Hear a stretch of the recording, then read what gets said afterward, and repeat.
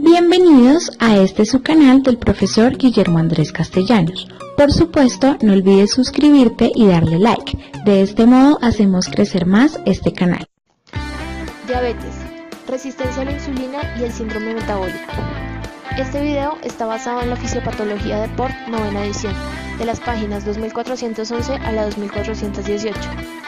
Trataremos los siguientes contenidos: resistencia a la insulina y el síndrome metabólico. Otros tipos específicos de diabetes: diabetes gestacional, diagnóstico de diabetes mellitus gestacional, tratamiento de diabetes mellitus gestacional, manifestaciones clínicas de diabetes mellitus, pruebas diagnósticas, análisis de sangre, glucosa plasmática preprandial, prueba de glucemia aleatoria, prueba de tolerancia oral a la glucosa, vigilancia de la glucosa en sangre capilar, análisis de orina y tratamiento. Antes de iniciar con el contenido de esta segunda parte, hemos puesto aquí un video para que puedas comprender mucho mejor lo que veremos más adelante. En algunos pacientes diabéticos tipo 2, las células han desarrollado resistencia a la insulina. Ellas ni siquiera saben que puede haber suficiente insulina en el torrente sanguíneo, pero no pueden abrir las células para permitir que la glucosa entre. Como consecuencia, se necesita más insulina para encontrar una llave correcta que desbloquee la célula para la glucosa. Esto hace que sea más difícil para las células obtener la energía que necesitan.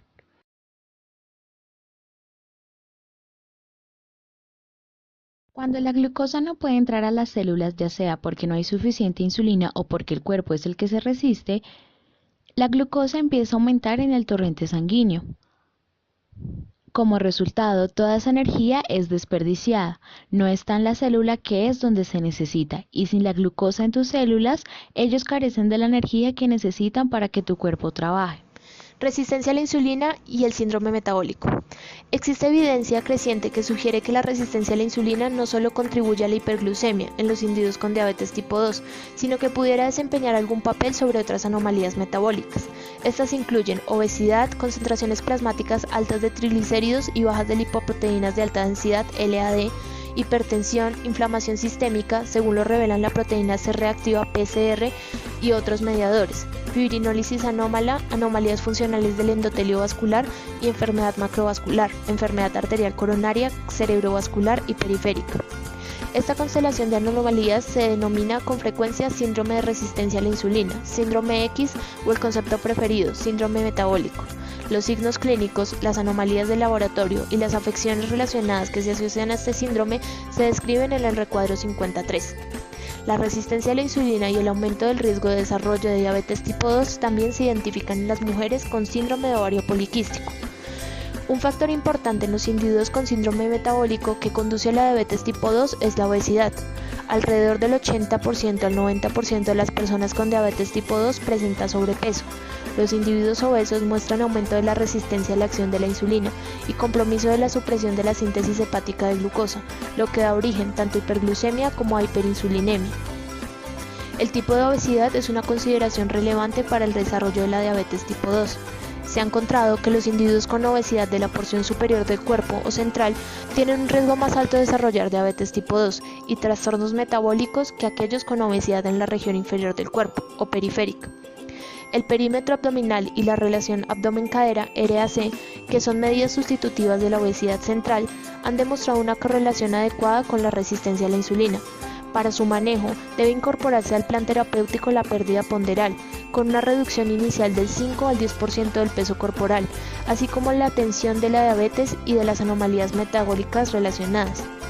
Se postula la teoría de que la resistencia a la insulina y el aumento de la síntesis de glucosa en las personas obesas con diabetes tipo 2 pudiera derivar de un aumento de la concentración de los AGL. Esto tiene varias consecuencias. 1. La elevación excesiva y crónica de los AGL puede inducir a la disfunción de las células beta, lipotoxicidad. 2. Los AGL actúan sobre los tejidos periféricos para inducir resistencia a la insulina y subutilización de la glucosa al inhibir su captación y el almacenamiento de glucógeno. 3. La acumulación de los AGL y los triglicéridos reduce la sensibilidad del hígado a la insulina, lo que determina un aumento de la síntesis hepática de glucosa e hiperglucemia, en particular en el estado de ayuno. De esta manera, el incremento de los AGL que se observa en individuos con obesidad, en particular de tipo visceral, y predisposición genética a la diabetes tipo 2 pudiera con el tiempo conducir a la disfunción de las células beta. al aumento de la resistencia a la insulina y a una síntesis mayor de glucosa en el hígado. Una consecuencia adicional es la desviación de los AGL excesivos hacia los tejidos distintos al adiposo, lo que incluye al hígado, al músculo esquelético, al corazón y a las células betas del páncreas. En el hígado, la captación de los AGL a partir de la sangre portal puede inducir acumulación hepática de triglicéridos y hepatopatía grasa no alcohólica. Puntos clave. Diabetes mellitus. La diabetes mellitus es un trastorno de metabolismo de los carbohidratos, las grasas y las proteínas que deriva de anomalías de la síntesis o liberación de insulina en las células beta o de la incapacidad de los tejidos para utilizar la insulina. La diabetes tipo 1 se debe a la pérdida de la función de las células beta y a una insuficiencia absoluta de la insulina. La diabetes tipo 2 es el resultado de la capacidad limitada de los tejidos para responder a la insulina, resistencia a la insulina, que se acompaña de una falta relativa de insulina o de anomalías para la liberación de hormona en relación con las concentraciones de glucosa en la sangre, disfunción de las células beta. Otros tipos específicos de diabetes. Un porcentaje bajo del número total de casos de diabetes corresponde a variedades específicas del trastorno, que se relacionan con ciertas condiciones o síndromes. Este tipo de diabetes puede desarrollarse cuando existe enfermedad pancreática o se extirpa tejido pancreático, así como en los trastornos endocrinos como la acromegalia, el síndrome de Cushing y el feocromocitoma. Los trastornos endocrinos que generan hiperglucemia lo hacen al momento que aumentan la síntesis hepática de glucosa o reducen la utilización celular de azúcar. Varios tipos específicos de diabetes se relacionan con defectos monogenéticos de la función de las células beta. Otras causas de diabetes pueden ser defectos genéticos de la función de las células beta o de la secreción de insulina, tratamientos farmacológicos o sustancias químicas. Varios medicamentos que se utilizan con frecuencia para el tratamiento de trastornos pueden inducir alteraciones relevantes de la glucemia. Por ejemplo, los diuréticos, de manera particular los tiazídicos y los de asa, pueden elevar la glucemia. Estos diuréticos aumentan la pérdida de potasio, que se piensa alterar la liberación de insulina a partir de las células beta. Otros fármacos que se sabe que también inducen la hiperglucemia son el diazodicido, la glucocorticoide, los anticonceptivos orales, los fármacos antipsicóticos y la nutrición parenteral total, es decir, la hiperalimentación. Los incrementos de la glucemia relacionados con fármacos suelen revertirse una vez el medicamento se suspende. No obstante, en muchos casos estos se utilizan para tratar afecciones crónicas y deben tomarse en consideración para el control a largo plazo de la glucemia. Diabetes gestacional. La diabetes mellitus gestacional, de ahora en adelante DMG, corresponde a cualquier grado de intolerancia a la glucosa que se presenta de manera inicial durante el embarazo. La DMG se identifica en cerca del 7% de todos los embarazos. Ocurre con más frecuencia en mujeres afroamericanas, hispanas o latinoamericanas e indias estadounidenses.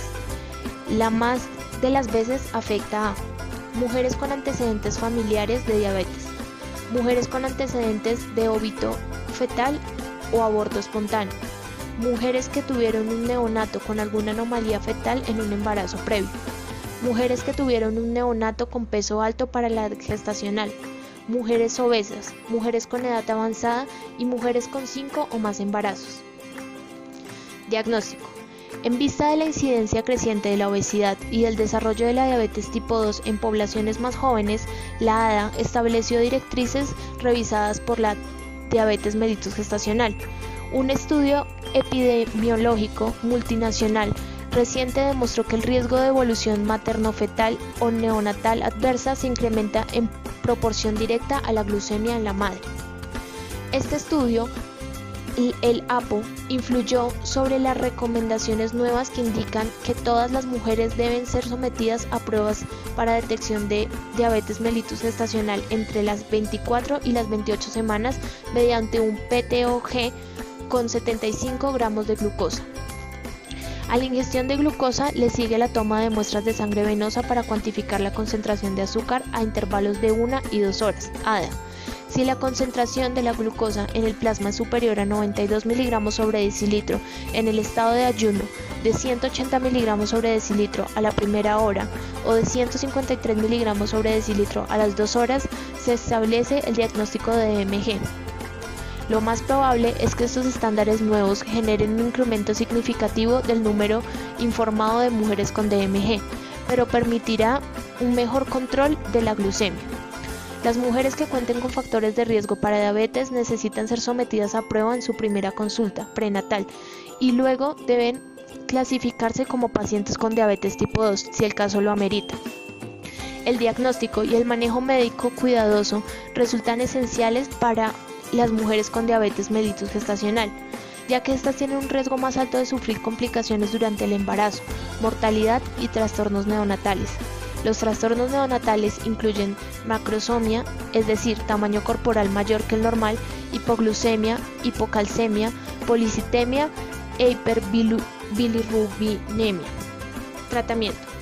El tratamiento de la DMG incluye la observación estrecha de la madre y el feto, debido a que se ha demostrado que incluso la hiperglucemia leve va en detrimento para el feto. Deben cuantificarse con regularidad los valores preprandiales y postprandiales de glucemia en la madre. La vigilancia del feto depende del grado de riesgo para el feto. La frecuencia de las cuantificaciones del crecimiento y para detección del sufrimiento fetal depende de la tecnología disponible y la edad de gestación.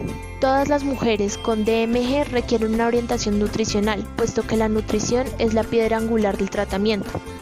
El plan nutricional debe aportar los nutrimentos necesarios para la salud materna y fetal, permitir la normoglucemia y la ganancia ponderal apropiada, y prevenir la cetosis. No todas las mujeres son capaces de mantener la normoglucemia, solo con el plan nutricional. Para quienes requieren apoyo adicional se justifica la administración de medicamentos. La insulina ha sido durante mucho tiempo el tratamiento de elección cuando su producción endógena es insuficiente. Además, se considera que en la actualidad el fármaco oral gliburida es seguro para su consumo en las DMG. El automonitoreo de la glucemia resulta esencial. Las mujeres con DMG tienen un riesgo del 35% al 65% de desarrollar diabetes tipo 2 en el transcurso de 20 años después de su embarazo. Los factores de predicción para la diabetes futura o la prediabetes incluye la obesidad materna, la elevación de la GPP en la PTOG y los antecedentes familiares. Las mujeres en quienes se diagnostica DMG deben recibir seguimiento tras el parto para detectar el desarrollo de diabetes en una fase temprana de su evolución. Manifestaciones clínicas de la diabetes mellitus. La DM de ahora en adelante puede tener un inicio rápido o insidioso. En la diabetes tipo 1, los signos y los síntomas con frecuencia se desarrollan en forma súbita. La diabetes tipo 2 suele desarrollarse con mayor lentitud y muchas veces existir durante años sin que se le detecte.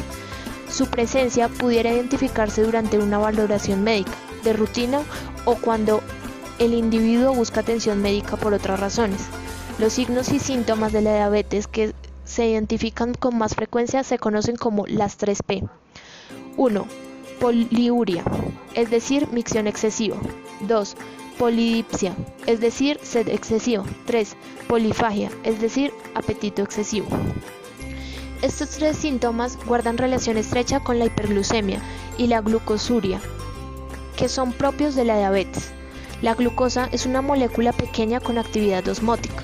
Cuando las concentraciones de glucosa en la sangre se elevan en grado suficiente, la cantidad de azúcar que se filtra a través del glomérulo renal excede la que puede reabsorberse en los túbulos renales. Esto trae consigo la glucosuria, que se acompaña con grandes pérdidas de agua en la orina. La sed es consecuencia de la deshidratación intracelular, que se presenta al tiempo que las concentraciones hemáticas de glucosa aumentan y atraen agua hacia afuera de los cuerpos celulares, lo que incluye a los ubicados en el centro de la sed hipotalámico. Este síntoma temprano puede pasarse por alto con facilidad en las personas con diabetes tipo 2, en particular quienes presentan un incremento gradual de la glucemia. La polifagia no suele existir en individuos con diabetes tipo 2. En la diabetes tipo 1 quizás se deba a la inanición celular y a la disminución de las reservas celulares de carbohidratos, grasas y proteínas. La pérdida ponderal, no obstante, la presencia de un apetito normal o intenso es un fenómeno común en personas con diabetes tipo 1, no controlada. La pérdida ponderal tiene dos causas. En primer lugar, la pérdida de los líquidos corporales da origen a una diuresis osmótica. El vómito puede exagerar la pérdida hídrica en la cetoacidosis. En segundo lugar, los tejidos corporales se pierden debido a que la carencia de insulina obliga al organismo a utilizar sus reservas de grasa y las proteínas celulares como fuente de energía. Desde la perspectiva de la pérdida de peso, existe con frecuencia una diferencia marcada entre la diabetes tipo 2 y la diabetes tipo 1. La pérdida ponderal es un fenómeno frecuente en individuos con diabetes tipo 1, no controlada, en tanto que muchas personas con diabetes tipo 2, no complicada, presentan con frecuencia problemas de obesidad. A pesar de esto, quienes padecen diabetes tipo 2 no diagnosticada pudieran experimentar una pérdida ponderal inexplicable, debido a que la insulina circulante no se está utilizando, lo que conduce a la disminución de las fuentes energéticas. Otros signos y síntomas de la hiperglucemia son la visión borrosa recurrente, la fatiga y las infecciones cutáneas. En la diabetes tipo 2, estos son con frecuencia los síntomas que inducen al individuo a solicitar atención médica.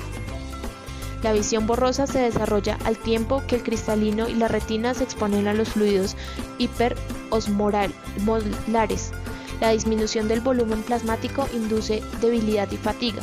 Pueden ocurrir infecciones crónicas de la piel y son más frecuentes en personas con diabetes tipo 2. La hiperglucemia y la glucosuria favorecen el crecimiento de las levaduras. Las infecciones por cándida son manifestaciones tempranas y frecuentes en las mujeres con diabetes. Pruebas diagnósticas. El diagnóstico de la diabetes mellitus se confirma por medio de la realización de pruebas de laboratorio que cuantifican las concentraciones de glucosa en la sangre. Debe considerarse la solicitud de estudios de laboratorio para la detección de diabetes en todas las personas de 45 años o más.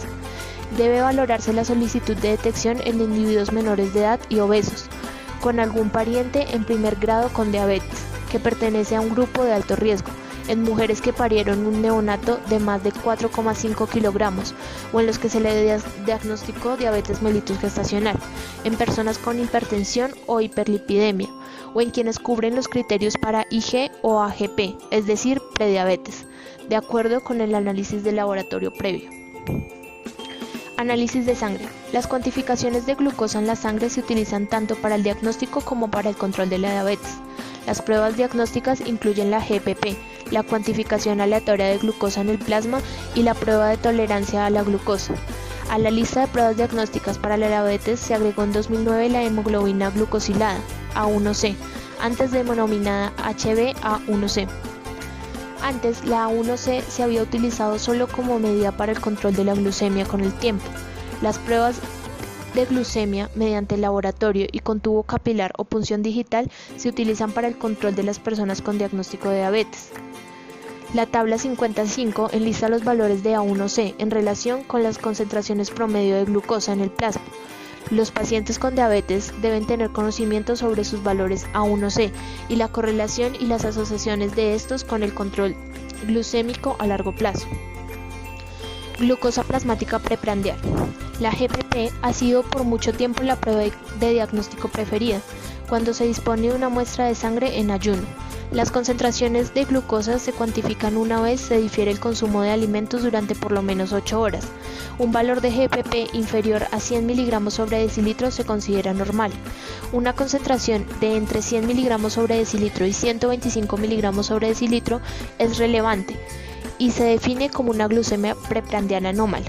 Si la concentración de GPP es de 126 mg sobre decilitro o más, se diagnostica diabetes. Prueba de glucemia aleatoria.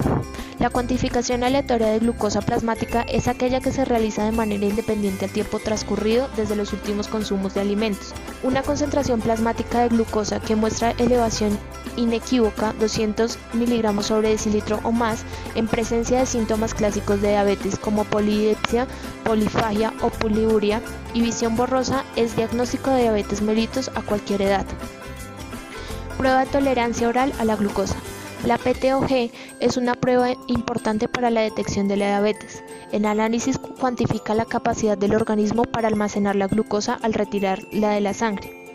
En los varones y las mujeres, el estudio cuantifica la respuesta de la glucosa plasmática a una carga con una solución concentrada con 75 gramos de glucosa a intervalos específicos, por lo general después de 1 y 2 horas. En personas con tolerancia normal a la glucosa, la glucemia recupera la normalidad en el transcurso de 2 o 3 horas tras la ingesta de la carga, en cuyo caso puede asumirse que existe insulina suficiente para permitir que la glucosa deje la sangre e ingrese a las células corporales. Debido a que la persona con diabetes carece de la capacidad para responder a un incremento de glucemia, mediante la liberación de una cantidad suficiente de insulina que facilite su almacenamiento, las concentraciones del azúcar en la sangre se elevan por encima de lo que se observa en personas normales y permanecen elevadas durante periodos mayores. Vigilancia de la glucosa en sangre capilar. Los avances tecnológicos han provisto medios para monitorear la glucemia mediante el empleo de una gota de sangre capilar. Este procedimiento ha provisto a los profesionales de la salud con un medio rápido y económico para vigilar la glucemia y ha dado a las personas con diabetes una alternativa para mantener valores de glucemia casi normales, mediante un automonitoreo de glucosa en sangre. Estas técnicas recurren a una gota de sangre capilar obtenida por punción digital o antebraquial con una aguja especial o una lanceta pequeña.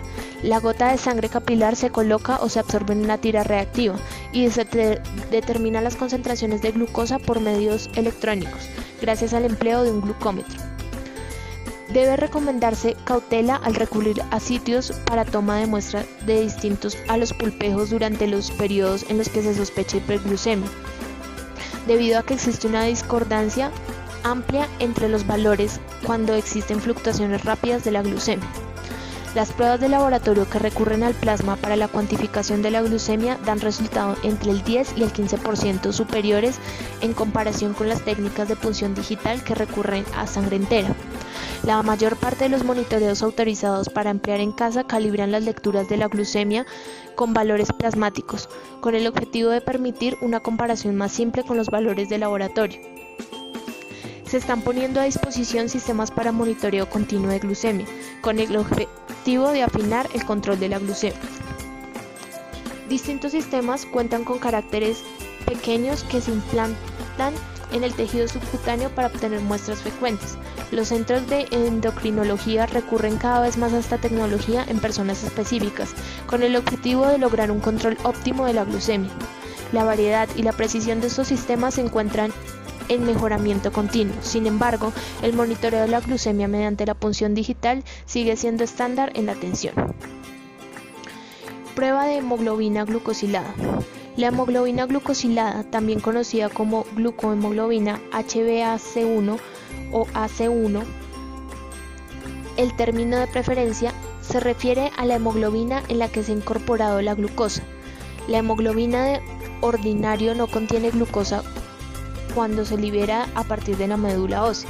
Durante su ciclo de vida de 120 días en el eritrocito, la hemoglobina da origen a una ordinario que es capaz de glucosilarse para dar origen a las hemoglobinas A1 y A1B del 2 al 4% y a la A1C del 4 al 6%, puesto que el ingreso de la glucosa a los eritrocitos no depende de la insulina. La velocidad a la cual se une la glucosa a la molécula de hemoglobina depende de las concentraciones de azúcar en sangre. La glucosilación es en esencia irreversible y la concentración de A1C en la sangre representa un índice de las concentraciones de glucosa en sangre durante las 6 a 12 semanas previas. En la diabetes no controlada o en la diabetes de hiperglucemia existe un incremento de concentraciones de A1C. La ADA recomienda instaurar medidas correctivas cuando se identifican concentraciones de A1C superiores al 7%. Sin embargo, la meta se redefinió para disminuir los valores de A1C hasta menos de 7% o incluso alcanzar los valores inferiores al 6% que corresponden a una glucemia normal. Las recomendaciones para los individuos en relación al control óptimo toman en consideración muchos factores, entre otros cualquier riesgo relacionado de la lesión. La A1C ha constituido un indicador clave para el control a largo plazo, puesto que tiene un valor predictivo sólido para las complicaciones de la diabetes. Muchos profesionales reciben con bienestar la inclusión más reciente como una herramienta diagnóstica para la diabetes. Análisis de orina. La facilidad, la precisión y la conveniencia de las técnicas para automonitoreo de la glucemia han hecho que los estudios de orina se vuelvan obsoletos para el desarrollo en personas con diabetes tipo 1 y 2. Estas pruebas solo revelan las concentraciones de glucosa en la orina y reciben influencia de factores como el umbral renal para la glucosa, el consumo de líquidos y la concentración de la orina, las técnicas para la realización de las pruebas urinarias y algunos fármacos. Se recomienda que todos los individuos con diabetes recurran al automonitoreo de la glucemia. La detección de cetonas en la orina sigue siendo muy importante, ya que esta determina qué sustratos energéticos está usando la persona. En las mujeres diabéticas embarazadas, para verificar si son adecuadas la nutrición y el control de la glucemia. Tratamiento. El resultado deseado del control de la glucemia tanto en la diabetes tipo 1 como en la tipo 2 es la normalización de las concentraciones de glucosa con medio para prevenir las complicaciones a corto y largo plazo. Los planes de tratamiento incluyen el tratamiento médico-nutricional, el ejercicio y los fármacos hipoglucemiantes. Las personas con diabetes tipo 1 requieren tratamiento con insulina desde el momento del diagnóstico. La pérdida ponderal y el manejo dietético pueden resultar suficientes para controlar la glucemia en personas con diabetes tipo 2 que adoptan cambios de estilo de vida a largo plazo. Sin embargo, la mayor parte de los pacientes necesita atención de seguimiento debido a que la secreción de insulina a partir de las células beta pueden disminuir o bien la resistencia a la insulina puede persistir o intensificarse, en cuyo caso se prescriben fármacos hipoglucemiantes orales. Entre las estrategias para alcanzar estas metas terapéuticas se encuentran la instrucción para el autocontrol de la diabetes y la resolución de problemas. Las metas terapéuticas individuales deben tomarse en consideración a la edad de la persona y otras condiciones patológicas, así como la capacidad del individuo para comprender y seguir el régimen terapéutico, además de los factores socioeconómicos que pudieran influir sobre el apego al plan. El manejo a largo plazo de la glucemia resulta crítico para retrasar y prevenir las complicaciones de la diabetes y depende en gran medida del conocimiento que tienen las personas sobre los componentes múltiples de los cuidados.